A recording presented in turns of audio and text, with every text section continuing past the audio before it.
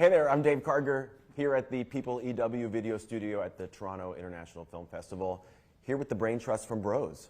Director Nick Stoller, also Billy Eichner and Luke McFarlane, two stars of the film, as well as you guys, the two writers of the film. Many hats. Welcome and congratulations on being here in Toronto. Billy, I can only imagine when you dreamed up this project, was a film festival like this part of the dream? First, I have to give credit where credit is due. Nick Stoller brought the idea for the movie to me, even though he's straight. But, you know, for the historical record, that is what happened. We'll allow it. You know, I apologize. Yeah. A straight man also started the Stonewall Riot, but we don't talk about that. No, I could not have imagined that. I mean, just getting to make an R-rated gay rom-com at a major studio, you know, to have the same studio that makes Jurassic World and Fast and the Furious and Minions make a hardcore R-rated gay rom-com was enough of a shock and a reward. I really could not have imagined when we were shooting the movie that we would get to premiere it in Toronto at a major film festival with, like, Steven Spielberg and all these other, like, you know, heavyweights. Not that Nick isn't a heavyweight. But for me personally, it's like strange to be in that company. So no, it is very dreamy and surreal. So what was it in Billy that you saw? Which project was it? Which moment was it where you were like, there needs to be a movie built around this guy? Yeah, I mean, so I first worked with Billy on Neighbors 2, and then I cast him in this show called Friends from College I created with my wife that he played, and in that show I discovered he was like a really good actor, which I actually didn't know. He was excellent in the show, really dramatic, very funny, which I knew, but really dramatic. And then we screened the first episode of that show in a movie theater. And every time Billy was on screen, the audience exploded, even if it was just a look. And I was like, oh, he's like a movie star. He's a proper movie star. And I called him and I said, would you want to collaborate on a movie? And he said, sure. Yeah. I love it. Yeah.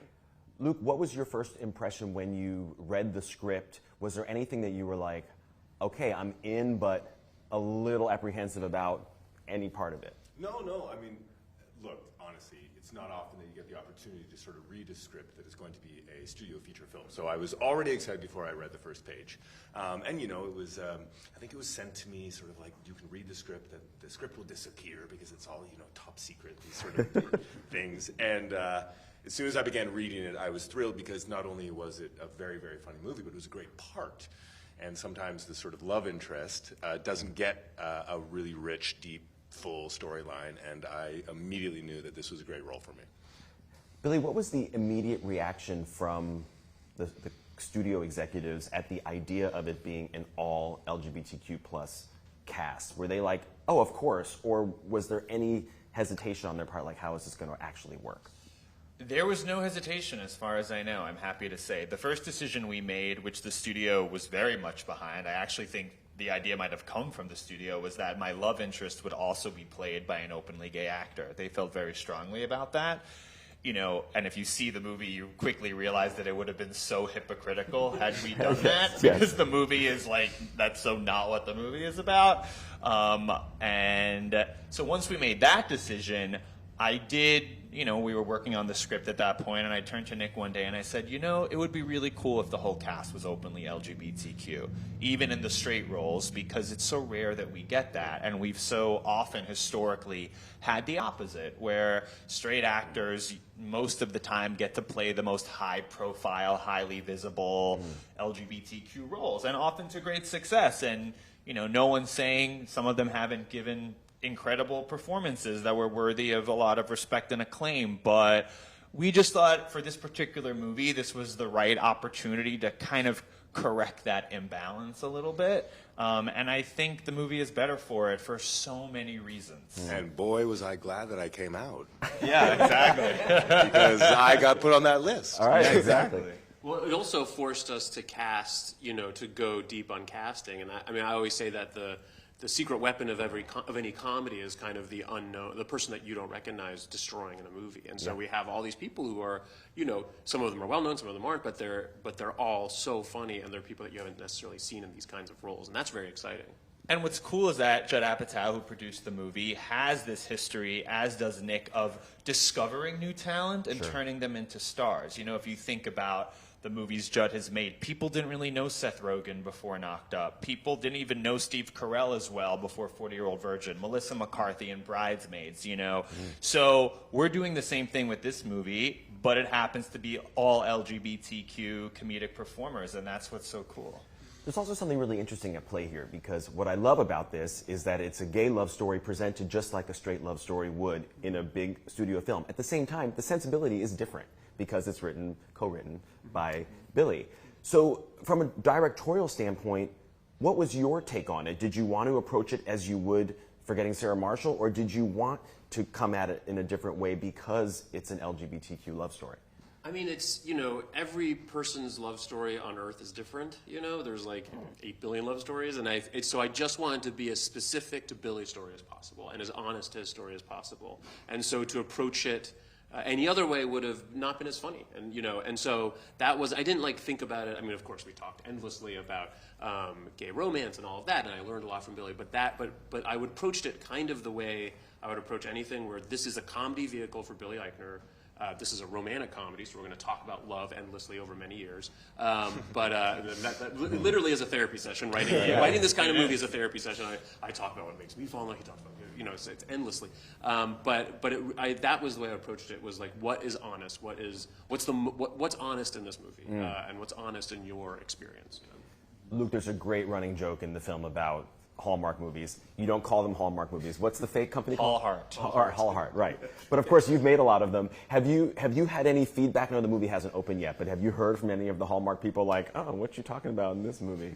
No, I mean, Hallmark has been sort of, I've been doing romantic comedies for a long time with Hallmark, and they have given me an incredible opportunity to sort of learn how to sort of be in that genre. So, no, they're really excited for me. And I think Hallmark is also a place where, you know, they give lots of opportunities to people. And they gave me, an openly gay actor an opportunity to star as always a straight dude. So that was really cool of them. They've been very open and receptive. I'm still waiting for the call from Hallmark. Don't give up. My Hallmark Christmas movie is. By the way, with singing numbers, because your singing voice, which we've already heard before in other formats, is so off the charts beautiful in this film. I mean, really great. And was that always going to be in the film, or did you have to kind of think like, do I really want to put that in? No, it was like one of the last things we added while we were in production. It was insane. I was like, what? I actually fought so hard for so long about not wanting to sing in the movie. And because originally there's a sequence where we go to Provincetown, right? And there was an earlier draft of the script where we go to a karaoke bar and I end up singing, and I cut it. I was like, no, this is cheesy bullshit. This is like cheesy rom-com-y bullshit. Doesn't happen in real life. We did cut that and we never shot that. But we were a few weeks into production, and it was late one night. We were shooting on the Upper West Side, and Luke and I were talking about what music we listened to. And I don't want to give too much away, but he started to talk to me about the type of music that he likes, which was very different than the type of music that I like. And an idea kind of came to me, and I said, this might be interesting, actually. And I ended up writing the song when we were like 4 weeks into production. And then, I mean, I have to give so much credit to Nick and all the producers, because I literally was like, so I wrote a song, and it's for the end of the movie, and I have to perform it, and we shoot it in a week, and how are we going to do that? And they all said, okay, we'll figure it out. And we did it, and I'm happy we did it. And of course, the legendary Mark Shaman, who wrote a beautiful score for the movie, helped me arrange it. And he came, like, he arranged the song overnight. He came to play it with me live. It was pretty amazing. We shot it live, which I've never done. Usually, you know, when you shoot this guy, I've shot a lot of singing at this point, and I've never done one where we did it live. You usually do a pre-record and you sing to the. So that was a live performance. That was Billy's live performance. It's a beautiful moment. Okay, just one and live playing too. Mark Shaman was there playing. Just Mark Shaman. I mean, come on. One last thing. There's a great moment. I don't want to give like a joke away, but I'm going to give a joke away. You guys talk about there's a new app called Zellweger where people can just go on the app and talk about actresses. Of course, I love that joke. Well, set it up right, Dave. Okay. If you're going to give it away. Go ahead. You do it. That was a little mangled. It was bad, wasn't it? My best friend in the movie, who's played hilariously by Guy Branum, who's a genius, he tells me he's working on a new app. He's launching a new app. We've had Grindr, we've had Tinder, and now we have Zellweger. Right. Right. Thank you. So I want to know what were like the second and third choices that didn't make it and Zellweger won out. I think Zellweger was our first choice. If I remember correctly, there was a version. No, I think Zellweger was our first choice. There was Cave. That's a different joke.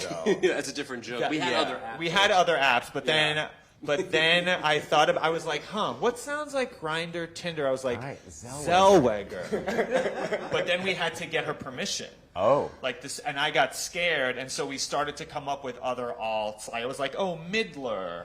But, I love Bette Midler. But, but there was something about Zellweger, and then I spoke to her manager, and he spoke to her, and she loved the joke, and she was like, yeah, you can totally do that. John Carabino coming through with the good sense of Carabino, humor. there you're in the industry. I redeemed myself, Billy. Yeah. Guys, the movie is so damn funny and really, really moving, and it really took me by surprise. I knew I was going to like it, but I really loved it. Congratulations. Thank you. It premieres tonight, and it opens when? September 30th? September 30th. See it. Get your asses to a movie theater. Yeah.